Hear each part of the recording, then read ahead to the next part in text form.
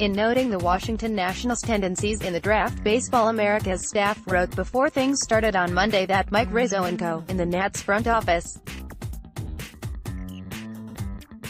have been one of the more college-heavy clubs in recent years in the top 5 rounds, selecting 72% of their players in this span from 4-year universities, the 6th highest rate among major league teams. If Mason Denaburg slid into LSU or one of the big programs of the country, he slides into the Friday night role, and so we see him as a potential frontline starter in the big leagues. Kris Kline in 2 years under scouting director Eddie Longish, 2016-17. The Nationals have had 11 top 5-round selections, they added. 9 of those picks have gone to college players and just 2, Carter Kieboom and Jesus Luzardo in 2016, have gone to high school players. This time around, the Nationals went with pitchers for 4 of their top 5 picks, with their top selection, right-hander Mason Denaburg, at No. 27 overall, out of high school, and 4 collegiate hurlers over the next 3 rounds.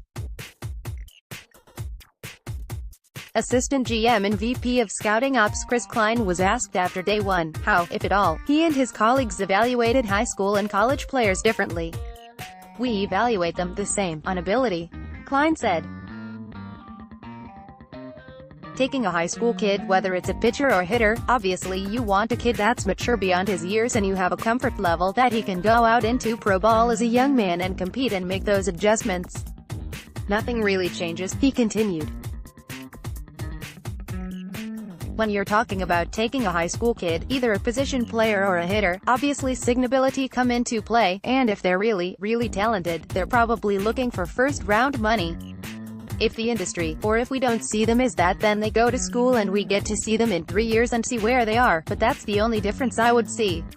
Rather than taking a college pitcher that we know who he is but it's only a back-end starter, we went for upside with Denaburg." Mike Rizzo to the Sports Junkies. In the case of Denaburg, Kline said, they saw a projectable right-hander, who in spite of the injury concerns after he dealt with bicep tendonitis this season, could have gone to college and been a No. 1 starter for some of the better programs. Mason Denaburg, Kline said, profiled as if he slid into LSU or one of the big programs of the country, he slides into the Friday night role, and so we see him as a potential frontline starter in the big leagues. The decision they made, GM Mike Rizzo told 106.7 The Fan and DC Sports Junkies, was that the high school pitcher this time projected as a potential top-of-the-rotation arm while their other options at No. 27 were more likely middle-of-the-rotation arms. "We felt that this player has a chance to be a front-of-the-rotation starter," Rizzo said. "Now there's some projection and development that has to go into it, but rather than taking a college pitcher that we know who he is but it's only a back-end starter, we went for upside with this player. He's a supreme athlete. Great stuff. Great body. He looks like a college player already. He's only 18 years old, and we'd like to get him signed, get him developed, and our track record with developing pitchers has been supreme, so we feel good about the drafts. Denaburg has a chance to be a frontline starter," Kline said after day 2 of the draft. Tim Cate, the Nationals' 3rd-round pick, number 65 overall, has a chance to be a No. 3. "I feel like he owns the best left-hand breaking ball in the draft." As for their overall approach to the rest of the draft after the top 2 picks, Kline said they were thinking pitching. "Going into the season it was an extremely pitching-heavy draft, lots and lots of velocity," he explained.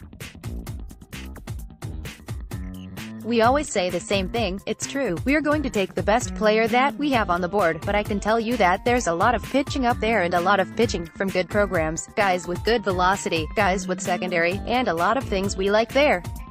We've identified a few positions players that we like a lot and we'll see how that plays out."